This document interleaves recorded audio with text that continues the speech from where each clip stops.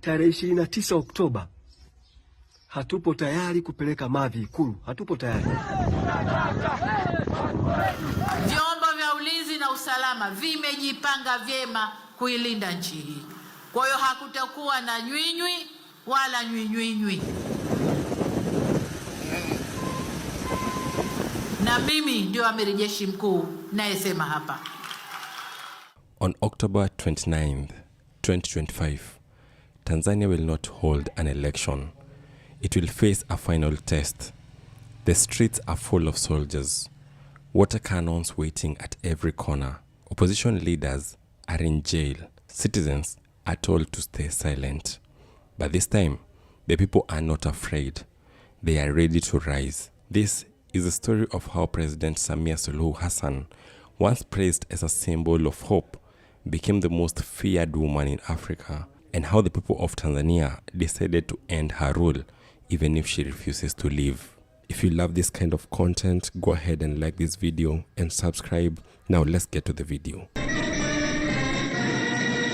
Minutes past 10 a.m. East African time, Samia Suluhu Hassan arrived at State House in Dar es Salaam to begin a new historic chapter for Kenya's southern neighbor as the country's 6th president. Mimi, Samia Suluhu Hassan. When Samia became president after John Magufuli's death, many believed a new chapter had begun. She promised freedom. She welcomed back exiled leaders. Even Tundu Lissu, who had survived an assassination attempt, returned home believing that democracy was back. Tundu Lissu is welcomed home by hundreds of his supporters in Dar es Salaam. He fled Tanzania soon after a general election in 2020. We now want a new constitution. But quickly, everything changed. Samia started tightening control. Opposition members were arrested. Media stations were censored. Soldiers were placed in civilian towns. The same woman who had promised unity became known as Idi Amin Mama, a leader who rules with fear.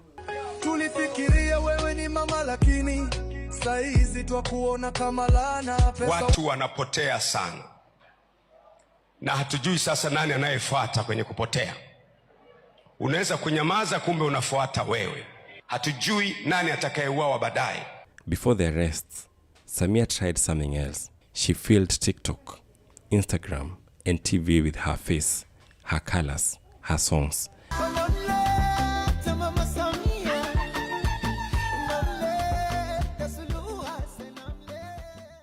Every street, every billboard, every bus was painted green with her image. But it has backfired. People have started to unfollow the influencers. Sema hii kampeni mlaanzisha wananchi wa Tanzania huko mitandaoni ya kuunfollow wasanii wapuzi au wanagopetisha sana. Yaani katika kampeni ambayo mmeanzisha kama wananchi katika mitandao ya kuunfollow wasanii wa ovyo ovyo.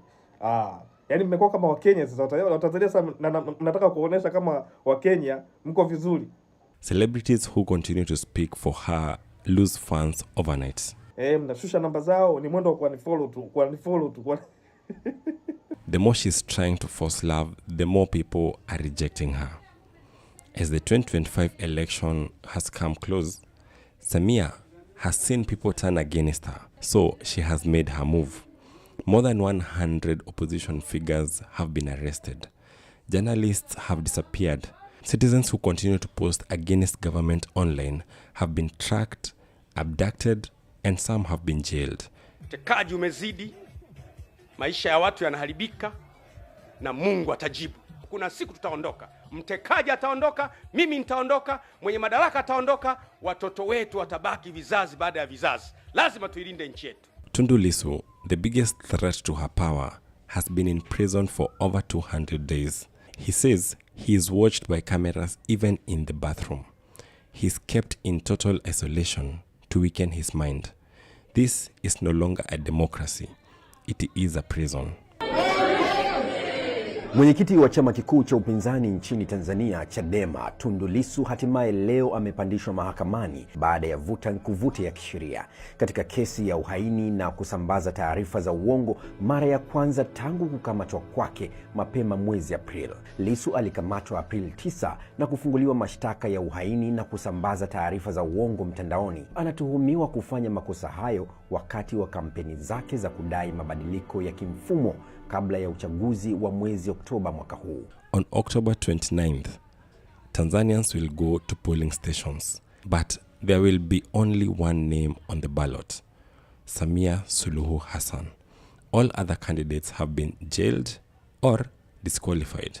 One, we have Tundu Lissu, who would have been the main competitor for Samia Suluhu Hassan, who's in prison, treason charges, which are unbailable. The other candidate that would have come close to challenge Samia Suluhu Hassan is Luhaga Mpina, ACT Wazalendo, who again was disqualified by the electoral body. The High Court in Dodoma ordered that the electoral body reinstates him, but the electoral body refused, saying that the Attorney General of Tanzania came up with new grounds.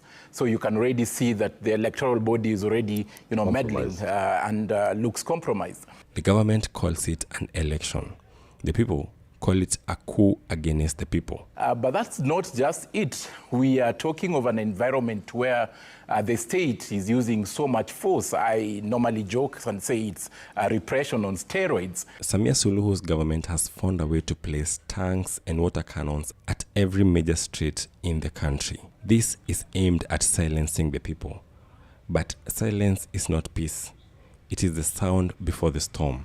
All right, now the people of the Republic of Tanzania want to remove their president, Madam Samia Suluhu, on the 29th of October through a protest. Coincidentally, on the 29th of October is also set to be their general election day. A chunk of section of the Tanzanian people believe that the elections is not an option of removing Madam Samia Suluhu. Something has changed in Tanzania. The people are no longer begging for freedom. They are claiming it. They are planning peaceful marches. Tarehe 29 Oktoba hatupo tayari kupeleka mavi Ikulu. Hatupo tayari. Kwa sisi kama Watanzania wazalendo tumekubaliana. Tarehe 29 Oktoba tutafanya maandamano ya amani. Workers are planning to stop work. Students are ready to flood the streets. Zimebakia siku mbili tufike tarehe 29. Kwa kijana yote ambaye unajijua kwamba wewe una nguvu katika hili taifa, tutakutana mapema sana pale Posta. Vijana wote, hakuna kijana kubaki nyumbani. Ukibaki nyumbani tutakufuata. Tarehe 29 kila mtu tunaingia pamoja kwa pamoja. Churches and mosques are preparing to protect the citizen. Mimi nimedhamiria kusimama na wananchi. Mimi ni mwanachama wa Chama cha Mapinduzi aliyechagua kusimama pamoja na wananchi. Narudia tena. I want it to be very clear. Mimi ni mwanachama wa Chama cha Mapinduzi, ni mjumbe wa halmashauri kuu ya Chama cha Mapinduzi ambaye hakubali utekaji, hakubali uonevu, sikubali ufisadi. Nimedhamiria kusimama na kilio cha wananchi na nitasimama nao mpaka mwisho. Fear is gone, and when fear dies, dictators fall.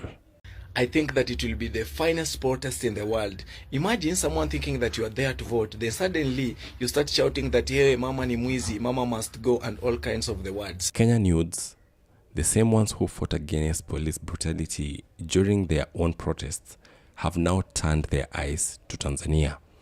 They are sharing videos, they are spreading messages online, they are calling for freedom across borders. Nimepata habari ya kuwa majirani zetu Tanzania bwana wanaenda maandamano tarehe 29 mwezi wa 10. Wameamua kabisa ya kwamba hawataki suluhu ya Suluhu. Hawataki kabisa suluhu ya Suluhu. Sasa mimi nataka kuuliza majirani zetu, mnataka tuje tuwasaidie upande gani? Hiyo tarehe 29 wakati wa uchaguzi. My friend, hakuna uchaguzi hapo. Sisi wa Kenya pia tunakuja. Hapa Nairobi na mpaka sio mbali. So Mama Samia Suluhu jua ya kwamba hakuna uchaguzi huko Tanzania. This has made Samia Suluhu panic. Her government has tried to shut down the internet and close the border with Kenya. But it is too late. This is no longer a Tanzanian movement. It is an East African awakening. Mnasikia vitisho vimekuwa vingi sana sasa hivi. Jeshi la polisi wanatisha, rais wa nchi anatisha, RPC karibia mikoa yote wanatisha, wanachama wa Chama cha Mapinduzi wanatisha watu wasiandamane. Ukiona tumefikia katika hatua hii, basi ujue tumefanikiwa sana, kwa sababu sasa hivi wote wanaotoka kupinga maandamano au kuyaunga mkono maandamano, wote wanayaunga mkono. Yani wote wanafikisha ujumbe kwa watu, wanajua kama kuna maandamano. A leader can force votes. A leader can control army. But a leader cannot rule without legitimacy. From 29th of October, millions of Tanzanians will no longer recognize Samia as their president. Whether she declares herself winner or not, the people have already withdrawn their consent. And when the people remove their consent, power disappears. This is not just the end of one election. This is the rebirth of a nation. Tanzania is teaching Africa a powerful truth. No army is stronger than a united people. No prison is big enough to hold a nation. No dictator, no matter how powerful, can stop an idea whose time has come. On 29th, the people of Tanzania will not be voting. They will be writing history. Acheni upumbavu wa Tanzania mkeni. Halafu Samia anakuja kutumia hela ya wananchi, ya kodi za wananchi. Ananunua mibaskeli mibovu, ana print mapicha yake yabandikwe mpaka kwenye ndege ambazo zinapaa angani. Yeye amekuwa nani wa malaya mbovu? Amekuwa nani? Amekuwa nani? Kutoka Zanzibar kuja kutunyia kichwani. Tumechoka. Polisi hatuna imani na nyenye, ndio asenge kabisa baridi msodinda. Hatutaka hata kuwasikia. Idi Amin Mama may still sit in the president's palace, but she is no longer sitting in the hearts of the people.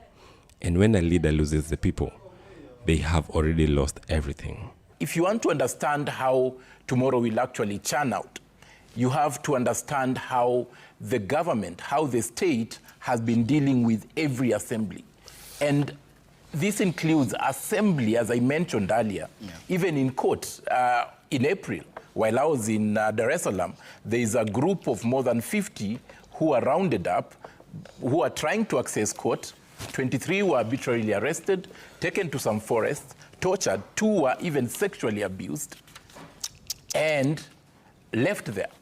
We interviewed these people, and their crime was trying to access court. So you can imagine the kind of force that will be meted on those that will actually want to seem to want to prevent an election from taking place. Subscribe.